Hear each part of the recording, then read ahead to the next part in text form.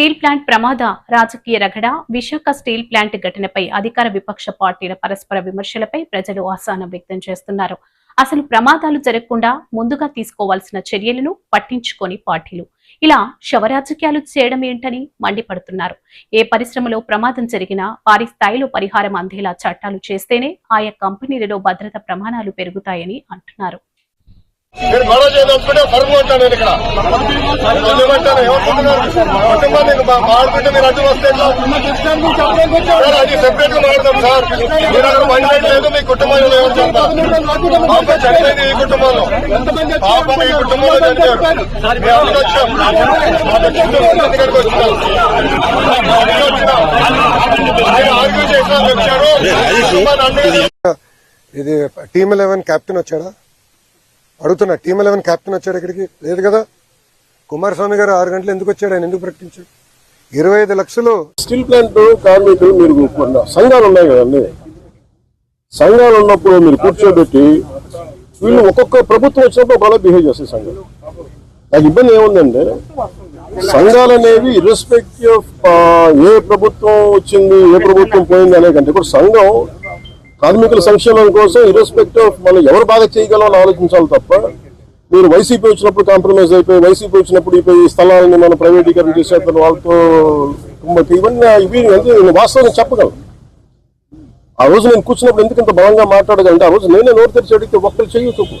So అందుకని మొదటి రక్షణ కవచం ఎవరు సంఘాలు ఈ పొలిటికలైజేషన్లోనో లేదంటే మన పార్టీ రాజకీయాల్లో పడిపోయి నిజంగా కార్మికుల సంక్షేమం ఎంతవరకు ముందుకు తీసుకెళ్లారనేది కూడా నాకు వాళ్ళతో కూర్చొని నేను మాట్లాడతాను. అసలు బోడీ నువ్వు ఇచ్చేదేందయ్యా బోడీ అని అడుగుతా ఉన్నా. వాళ్ళకి రావాల్సిందే, వాళ్ళ హక్కుగా వాళ్ళకి రావాల్సిందే వాళ్ళకు వస్తూ ఉంది. వాళ్ళకి అది ఇస్తూ ఉన్నారు, అది వాళ్ళకి ఇస్తా ఉన్నారని మీరు చెప్తా ఉన్నారు. ఇది నిజంగా ధర్మమేనా న్యాయమేనా అడుగుతా ఉన్నా.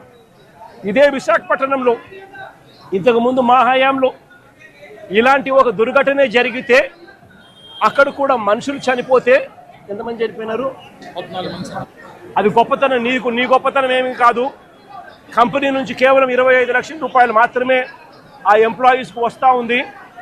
ఈ నేపథ్యంలో నేను చెప్తా ఉన్నాను, అయ్యా అప్పట్లో వైసీపీ ప్రభుత్వంలో ఉన్నప్పుడు ఏ రకంగా అయితే ₹1 కోటి ప్రతి కార్మికుడికి ఇచ్చి తోడుగా ఉన్న నేపథ్యం పరిస్థితులు ఏ రకంగా జరిగాయో అదే మాదిరిగా ప్రతి ఎంప్లాయీకి మేము ఇంతకుముందు చేసి చూపించినాం.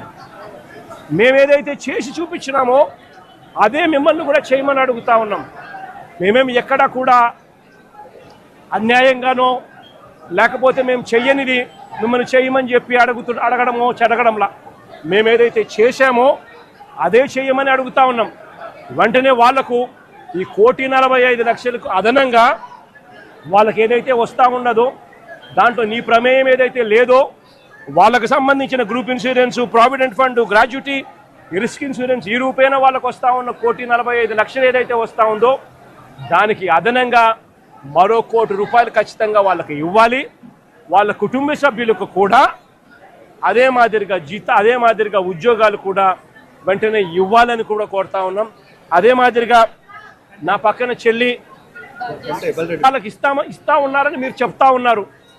ఇది నిజంగా ధర్మమేనా న్యాయమేనా అడుగుతా ఉన్నా.